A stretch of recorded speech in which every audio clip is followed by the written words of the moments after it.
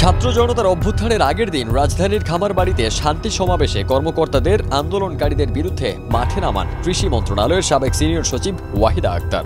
এর রেশ ধরে তাকে বরখাস্ত করে অন্তর্বর্তী সরকার। তবে তার অনুগত ও আস্থাভাজন কর্মকর্তা দিনাজপুরের গম ও ভুট্টা গবেষণা ইনস্টিটিউটের মহাপরিচালক ডক্টর গোলাম ফারুক বহাল তবিয়তে আছেন। তিনি ইনস্টিটিউটের বিজ্ঞানী ও কর্মচারীদের উপর নিপীড়ন চালাচ্ছেন বলে অভিযোগ উঠেছে।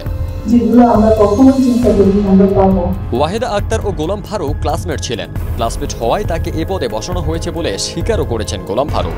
ওয়াহিদা দুজন জ্যেষ্ঠ কর্মকর্তাকে ডিঙিয়ে নিজের ক্লাসমেট গোলাম ফারুককে গম ও ভুট্টা গবেষণা ইনস্টিটিউটের ডিজি পদে বসান। 2021 সালের 26 নভেম্বর ডক্টর গোলাম ফারুককে মহাপরিচালকের দায়িত্ব দেওয়া হয়। অর্থ ও প্রশাসন বিভাগের পরিচালক ও সিনিয়র বিজ্ঞানী ডক্টর মোহাম্মদ আবু জামান সরকার এবং পরিকল্পনা, মূল্যায়ন ও প্রযুক্তি হস্তান্তর বিভাগের পরিচালক ডক্টর সালাউদ্দিন আহমেদকে ডিঙিয়ে তাকে এ পদে বসানো হয়। অভিযোগ আছে, গোলাম ফারুকও জ্যেষ্ঠতা লঙ্ঘন করে কর্মকর্তাদের পদায়ন করেছেন। ক্ষমতাসীন দলের সমর্থক হিসেবে পরিচিত জুনিয়র কর্মকর্তাদের নানা সুযোগ সুবিধা দিয়েছেন। দুর্নীতিবাজ কর্মকর্তাদের বিরুদ্ধে ব্যবস্থা না নিয়ে উল্টো পুরস্কৃত করেছেন। গবেষণা প্রতিষ্ঠানটিকে তিনি ধ্বংসের দ্বারপ্রান্তে নিয়ে গেছেন।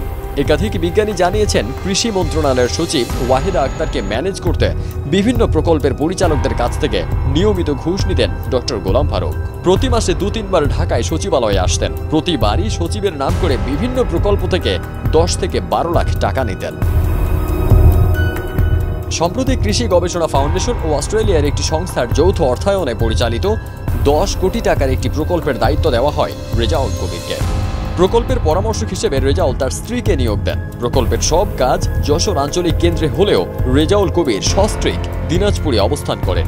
ডিজির আস্থাভাজন হওয়ায় তাদের বিরুদ্ধে কোনো ব্যবস্থা নেওয়া হয় না বলে অভিযোগ কর্মকর্তাদের। গোলাম ফারুকের অপসারণের দাবিতে প্রতিষ্ঠানটিতে আন্দোলন চলছে। গত 25 আগস্ট অপসারণের দাবিতে মানববন্ধন করতে গেলে সেখানে ডিজির লোকজন হামলা করে বলে অভিযোগ উঠেছে।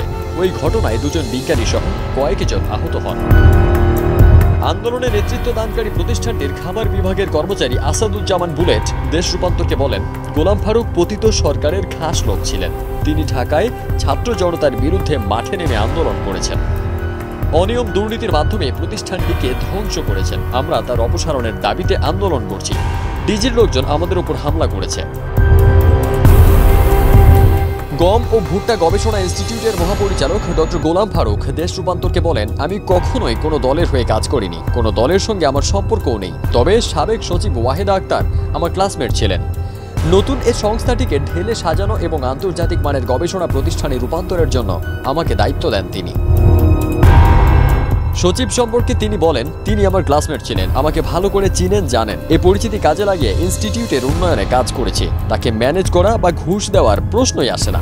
আমি কাউকে অন্যায়ভাবে চাকরিচ্যুত করিনি। দুদকে দুর্নীতির অভিযোগের অনুসন্ধান চলাকালে কৃষ্ণকান্তি রায়ের পদোন্নতিও আমি দেইনি। তবে স্কলারশিপের জন্য সুপারিশ করেছি। ফারদিন সানি, দেশ রূপান্তর।